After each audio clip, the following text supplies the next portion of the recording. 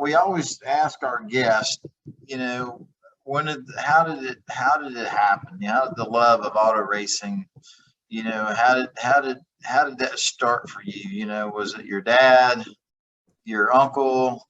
Was it at a young age? Kind of tell us and the fans that are listening, how you became to love auto racing. How you started, how you became a race car driver. Yeah, absolutely. It definitely came from my dad. I was born and raised in a horsepower family, not necessarily organized racing, but we started off with V-drive boats. My dad was into drag boat racing, and Wow. we would go to I remember being a little kid watching Eddie Hill go 220 miles an hour on water in a quarter mile. Wow. Top fuel on water. And so drag boats was really big growing up. And then we had a Sanger tunnel with a 250 outboard. I did a sixth grade speech on how to drive a boat 82 miles an hour in the sixth grade. And so wow. Go-kart, the fun thing out in front, dirt bikes in my teenage years. And then the 69 Chevelle and when I got my license, and then street racing for money for years. And we always did in a safe place, but lots of street races, $100, $20, $100, lots of that. And then we had the Altamont Speedway that we would go watch. And that's in Northern California, is the fastest half mile on the West Coast. And so growing up, my dad would take me there a couple of times. And then one day we got a car. My dad said, your brother can drive it one weekend and you can drive it the other. We didn't know anything about setups. We didn't know anything. We were just kind of friends with the owner of the track. And he said he'd let me go out there and just start with the late models, just stand on it. Dude, that's awesome. We ran a bunch of stuff like that in the early 2000s. And then, a couple of years, and then that went away. And then I had a lot to find myself. I opened up a recording studio, and I was doing some TV stuff, commercials for like 5 or 7 years.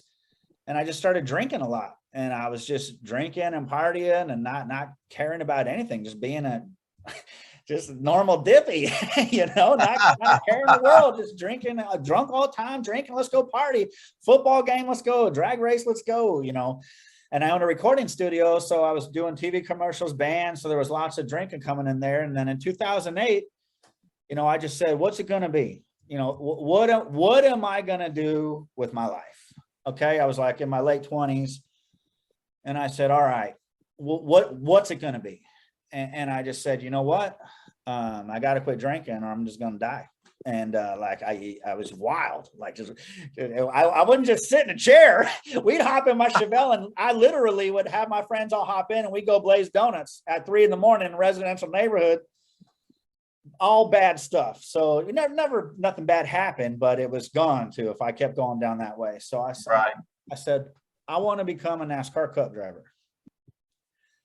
And I said, that's what I'm going to be. And it's either going to be good or it's going to be bad. I make the decision. I have to make it happen. That's what I'm going to live with. So I put myself in a 30-day rehab just for alcohol. I said, I don't know if I need this or not, but we're going to put a stop to this once and for all. My mom, dad, they jumped on me with lots of love, and I just put the brakes on life. And I did the 30 days there. And to this day, since 2008, it's 2022, I haven't had a drop of alcohol since. Well, dude, what an awesome story, man. That's amazing. And it's cool that with all the love that jumped on your back from your mom and dad, and I'm sure others, to quit cold turkey and to realize, hey, man, I'm not really heading in the right direction. That's pretty inspirational, man. And it's pretty cool that you did that. Yeah, I wasn't necessarily addicted to the alcohol, but it was coming. I knew it wasn't far. It was just a whole bad road. And so I feel like, I said, I'm going to become a NASCAR. If I have to quit drinking, I better do something damn exciting. So I said, fine, I'm going to become a cup driver. And everyone's looking at me like, you need to stop telling people that. You need to stop talking like that. I said, I'm doing it. So my head started clearing up in 2010, 2011. I started reading up on all the books on marketing. And 2012, I caught back up with some of the people I used to race at the Altamont with, who were now in the K&N West. And I sold like 8 races. race by race, just hopping on the phone. I did a bunch of K&N races in 2012. And at the end of that 2012, I talked long talk with Bodine, and he said I could run trucks. And I said, "Did you just say I could run trucks? I'm going to hang up on you before you change your mind." And I packed my stuff up an hour later. An hour later, I packed my stuff up and bought a plane ticket to Daytona. Wow. And so I got to Daytona. I ended up meeting up with BJ McLeod and Adam at New Smyrna Speedway. And I negotiated a deal with Discovery at the time to have my own TV show. And so I made that deal with Discovery because I had some video background, and BJ and I and Adam, and I sold a bunch of sponsorship, and we produced this TV show. We all moved to Mooresville, BJ and I and Adam and his wife, and my brother. We were all living in a house for like 6 months producing this TV show. We finished it, and it aired a full season on Discovery. That's amazing. All the sponsors were happy, and BJ and I rented a bunch of racetracks around, and each episode was about us going to a track, and he taught me how to move from the K&N series to the trucks. And then he had a lot of success. I didn't have the knowledge, the business knowledge yet. I had the ambition, I had the drive, and I was an adaptive driver. I wasn't a proactive driver. I was just adapting to everything that was going on around me and trying to do with what was coming at me instead of controlling my future. BJ was in control of his future, and he took off. And man, I'm so proud of him to this day. So 2015, I ran some truck races and did some stuff like that. And then I ended up selling enough sponsorship to make my first cup race in 2017. So 9 years of every day walking out my front door saying, I got to do this. I got to do this. I got to do this. I don't care what happens, I got to do this. 9 years after I got sober, I started and finished my first cup race. Dude, that's amazing. Wow. So what a road to get there. When you made that cup start, were you reflecting a bit, going back all the memories to get to that day? I won the race when I crossed the start line. I didn't think it was going to happen. I was driving around Sonoma. I had Danica Patrick on my right, and like all these people were. I was on the track with Junior when he was still racing, and like all these people that I look up to, and I still didn't think it was going to happen. I was on the track, but once it did, I had a good race. I didn't wreck the car. I finished on a good lap and 32nd out of 40. You know, good. Absolutely. And Tommy, you beat the champion that year. You beat Martin Truex Jr. and you beat road course ringer AJ Allmendinger in your first start. Come on. That's hey, I'll take it. Whatever.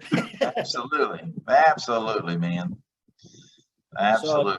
So I have to ask you, Tommy, were you like David, how David was saying that day he won at Martinsville in 2006 and he didn't want the day to end? Was that how you felt at Sonoma when you climbed out of that car?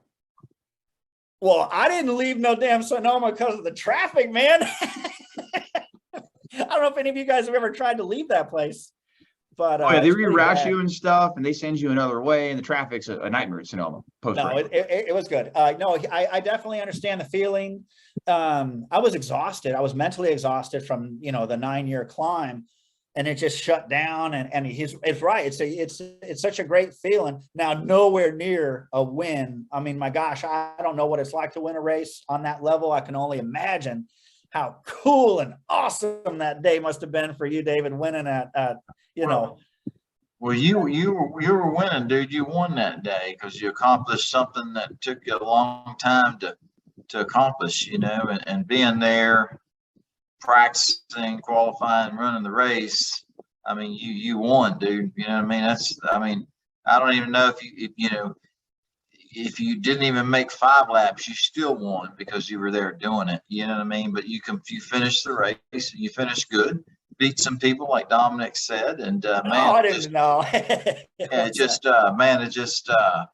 would just tell you, man, it's just inspirational to hear your story, and then the drive after that was over with. The determination and passion to keep going.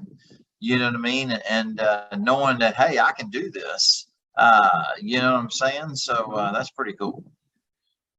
Well, you're definitely giving me the hope, keeping hope alive for me, man. Well, hey, man, it's anything's possible if you work hard enough, and you got a lot of want to, and a lot of desire, a lot of passion. I mean, anything's possible. So I'm excited to see what's next for you, and excited to see you back on the racetrack, whether it's the Xfinity Series or the truck racing or K&N or whatever. I mean, I think it's obviously just right around the corner, and I'm excited to see that happen for you again. Yeah, really quick. When the pandemic hit, and I did that last truck race with Dominic, and right before the pandemic at Vegas. Dominic, yeah, man, that was already almost 5 years ago. Can you believe that? he was standing next to me, and I was like, we were singing a national anthem. That was such a fun day, man. That was such a really cool time.